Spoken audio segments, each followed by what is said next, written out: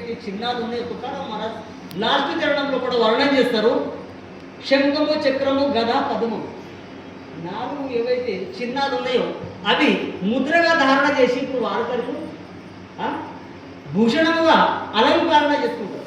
మరి ఇటువంటి ఒక భూషణాలు అలంకరణ చేసుకొని ఎవరు నామ మంత్ర సార ముఖామాది సదా సర్వకాలం రాత్రం బవళ్ళు రామకృష్ణ హరి విఠల కేశవ మంత్ర హాజతావు సదా సర్వకాలం సదా నామ ఘోష కరు హరి కథ తేనే సదా చిత్తం సమాధానం. సదా సర్వకాలము భగవంతుడి యొక్క నామచింతనము ఏ సాధకుడు అయితే చేస్తాడో అటువంటి ఒక సాధకుడు ఏమవుతాడు, భగవంతుడు ఎట్లా ఉండేదో భగవంతుడిగా భక్తుడైతే. ఎట్లంటే ఒక వ్యవహారంలో కూడా దృష్టాంతం ఒక తుమ్మెద ఉంటుంది. తుమ్మెద అడవిలోకి ఎక్కడో పోతుంది, ఒక పురుగును తీసుకొస్తారు. పురుగును తీసుకొచ్చి గూడు కట్టి గూడు లోపల పెడతారు. గూడు లోపల పెట్టి ఆ పురుగు జర మీది ముఖంలో ఇట్లా చూసి అంటే కన్ను మన నెత్తి మీద వేస్తారు. అరే రామ్ రామ్ రామ్ నెత్తి మీద దెబ్బ పడగానే కిందికి అనుకుంటారు. ఇట్లా మీదికి వేసినప్పుడు అదొక దెబ్బ పెడతారు.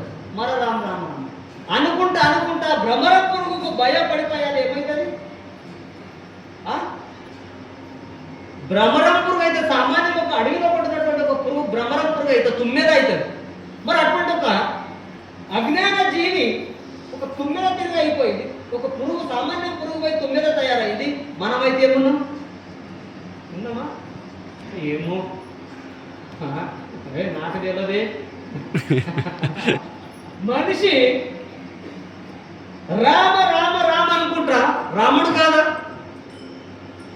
रामडे राम म्हणता रामची होय जे परी बैसोनी वा तुका म्हणे शंख चक्रांचे शृंगार नाम मंत्र सार मुखा माझे